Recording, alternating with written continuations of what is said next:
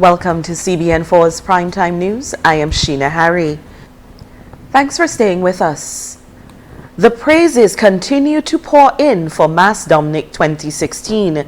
CEO of Discover Dominica Authority, Colin Piper, says that although his organization has not yet done an official assessment of the Carnival celebrations, preliminary reports indicate that Carnival was a success. Carnival 2016 has come to a close, and by all accounts, things seemed to have gone really well, from the pre-shows to the actual jump up on the street, so Dominicans look like they had a great time, he noted. Speculators were doubtful that the Carnival celebrations would be pulled off satisfactorily due to the economic strain in Dominica following Tropical Storm Erica. But Piper says that he hopes this upturn will persist throughout the rest of the year and that Dominicans will continue to patronize events in order to help rebuild the economy. The tourism sector could get a lift from improved infrastructure on the island, according to Benoit Badwill. Here's Larry LaRocque with the details. Chief Executive Officer of the Dominica and Seaport Authority, Benoit Badwill, says the necessary infrastructure is vital in Dominica's quest to increase the amount of money tourists spend while on island. According to Badwill, this is a plan they aspire to achieve, and in working towards that, the government has plans to construct a new cruise ship dock near the Kingsfield Airport. Badwill says it is important that our cruise ship berths have the commercial aspect incorporated to include duty-free shops and other leisure activities. Larry LaRocque for CBN4. Thank you, Larry, for that report. In other headlines, 2 suspects involved in the brutal beating of police officer Wilberton Jules have been denied bail. Appearing before the magistrate on Thursday, Brendan Geist and Kenrick Mitchell could not make a plea since the offense is an indictable one. The police prosecutor, Michael Loda, vehemently objected to bail, stating that if granted bail on the pending matter, witnesses may be intimidated into changing their stories. He also stated that the victim's condition and the severity of the attack have to be taken into consideration. In defense of his client, Kenrick Mitchell, attorney Lennox Lawrence asserted that there was no evidence to support the denial of bail. Speaking on his own behalf, Geist stated that he was not a flight risk since he had no passport and was also willing to make periodic checks with the police. Magistrate Michael Bruni, who heard the case, agreed that there was not sufficient evidence. However, he decided to remand the suspects while the prosecution collected that evidence. Geist and Mitchell are accused of inflicting serious injuries to Jules using a hammer and a rock when Jules approached them to put an end to their disorderly conduct. Arrangements are being made for Jules to seek further medical attention. A fish gun was used in an incident in the community of Wesley earlier this week. 25-year-old Jefferson Hippolyte of Wesley was stabbed with the spear of a fish gun in the back on Monday morning. According to Public Relations Officer of the police force, Pelham John Baptist, Hippolyte was transported to the Accident and Emergency Department of the Princess Margaret Hospital and was admitted. Police are seeking one man involved as their investigations continue. Anyone with information that can assist the police in this investigation is asked to call Crime Stoppers Dominica at 1-800-8477 or go to our website cbn4.com/crimestoppers. All callers may choose to remain anonymous. Designs are in the process of being drawn up for the West Coast Road Reconstruction project. And this is according to Public Works Minister Ian Pinad, who said a memorandum of understanding was signed in January with a Chinese firm for the project.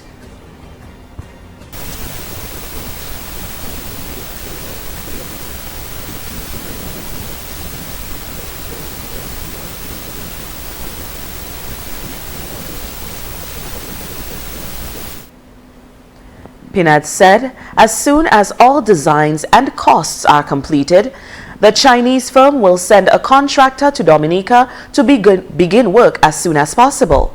According to the minister, he is hopeful that the project will begin in a short space of time. Pinat says he is thankful to the People's Republic of China, who, following Tropical Storm Erica, gave their commitment to reconstruct all damage suffered to the West Coast Road, including bridges. Dominican farmers were privy to a one-day training workshop on Black Sigatoka management. The one-day theoretical and practical session on Black Sigatoka in tissue culture banana plants was held at Ansdeme and Calibishi. The Ministry of Agriculture and Fisheries, with support from the banana accompanying measures, is seeking to increase its banana production by 100 acres following devastation from the Black Sigatoka disease. The program will bring in approximately 60,000 plantlets by batches of 20,000. Project Officer, Banana Pilot Project within the Ministry of Agriculture and Fisheries, Lynch Favrier, was among the facilitators of that workshop, and he informed that the morning session, which was at Ansdeme, was an in-house session where presentations were made to farmers in the areas of Black Sigatoka disease management, on-site farm practices and certification and standards. The afternoon session, which was on-farm in Calibishi, was the actual demonstration of best farm practices. Favrier informed over 55 farmers participated in the training. In my opinion, the workshop was a success because our actual emphasis was on quality and the farmers were very interested, Favrier told reporters. It was very interactive. There was a lot of engagement between the farmers and the technical officers, he added. According to Favrier, this banana pilot project places emphasis on quality and not just producing bananas for bananas' sake. A matter between opposition leader Lennox Linton and government ministers will take place at court on Monday. Linton has been taken to court for statements made about rapist ministers, which were allegedly made at a UWP political meeting in St. Joseph prior to the last general election. Linton informed his supporters last night at a meeting in Layu that he also needs to pay chartered accountant Kieran Pinat Byrne £20,000 this month. By the 22nd, we are supposed to make this payment of £20,000. We will do our best. If we get it done, we get it done. If we don't get it done, then we don't get it done. But we will try our best. We will take it one step at a time, but understand what we are doing, what we are being faithful to our responsibility as law-abiding citizens, to abide by the decisions of the court, though we may not agree with them. And so we move on, Linton informed. The opposition leader said the trial against the ministers will begin on Monday and will last for 2 weeks. In the village of Bellevue-Chopin, police were called to investigate allegations of grievous bodily harm made by the victim, Ted Williams. Williams sustained injuries to his right shoulder from an assailant using a cutlass. Information as to whether Williams can identify the culprit is unknown. Police Public Relations Officer Pelham John Baptist said the incident occurred on Tuesday afternoon. John Baptist further stated that Williams was taken to the Accident and Emergency Department of the Princess Margaret Hospital, where he was attended to by a doctor and subsequently admitted. As investigations continue, police are seeking the public's help. Anyone with information may visit cbn4.com/crimestoppers. In yet another incident involving a Bellevue-Chopin resident, 19-year-old Shaquilla Regis was the victim of a stab wound to his back, and the incident occurred on Cock Street in Roseau Monday morning. Regis was taken to the Accident and Emergency Department of the Princess Margaret Hospital, where he was treated by a doctor. Pelham John Baptist, who is Public Relations Officer of the Dominica Police Force, said that one man from Madrel, Lubier, is in police custody in connection to the incident. However, the police continues to call on the public for assistance in its investigation. Anyone with information is asked to call Crime Stoppers Dominica at 1-800-8477 or visit cbn4.com/crimestoppers. All callers may choose to remain anonymous. In more headlines, LIAT announced policy changes for customers concerned about traveling to destinations reported by the Center for Disease Control and Prevention to be affected by Zika viral illness. LIAT said customers with bookings made on or before February 10th may change the dates of travel to the same destination at no charge, change the destination without incurring a change fee, or cancel the booking entirely and receive a full credit. The credit will be valid for a year from the date of the cancellation. Customers will be able to make these changes up to the 14th of March 2016. The carrier said that changes made to bookings after February 10th will incur the normal change and cancellation fees according to the fare rules. The CDC's advisory recently announced that Zika-affected areas include the following LIAT destinations: Barbados, Guadeloupe, Guyana, Martinique, Puerto Rico, St. Martin, and the United States Virgin Islands. The 2016 Carnival season may have ended on Tuesday, but there was still some unfinished business, and that included the announcement of the parade winners. Discover Dominica Authority, the Dominica Festivals Committee, and Carnival Road Parade Committee announced the prize winners of the various parade categories for Carnival 2016. The opening parade Best Float was the National Cooperative Credit Union, and the Flag Wavers Award, the National Bank of Dominica. Carnival Monday Old Mass Parade Best Old Mass Band, Carnival Corner. Carnival Tuesday Parade Band of the Year, Africulture Stiltwalkers, Tempest Island Alive. In second place, Thunderbirds with Junkanoo. Special award for the largest costume band went to Hysteria Origins. For the complete list of parade winners, visit cbn4.com/Carnival Awards. In its continued effort to attract and retain customers, Digicel Play is offering a glimpse into the packages they offer with Preview Weekend.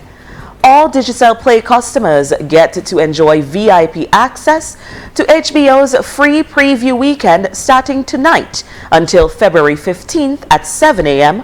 on channels 200 through 210. Digicel Marketing Assistant Tirella Alexander appealed to customers to take advantage of this showing. It is a weekend of exclusive releases from HBO, and we're happy to be able to give that access, that VIP access to all of our customers. You'll be able to enjoy films like the Mandela Long Walk to Freedom film, to the new and highly anticipated new series of Vinyl. We'll be giving that to you this weekend. You can view from channels 200 to 210 on Digicel Play TV. It is part of the extraordinary experience, and again, we are excited to be able to give that to customers. This weekend is also Valentine's weekend, and it is a great moment that you can share with your loved ones, those close to you. You know, have some popcorn and sit back, relax, and enjoy. And that was Marketing Assistant for Digicel, Tirella Alexander. Chief Executive Officer of the Dominica Air and Seaport Authority, Benoit Badwill, says the ongoing upgrades at the Woodbridge Bay Port are long overdue and necessary.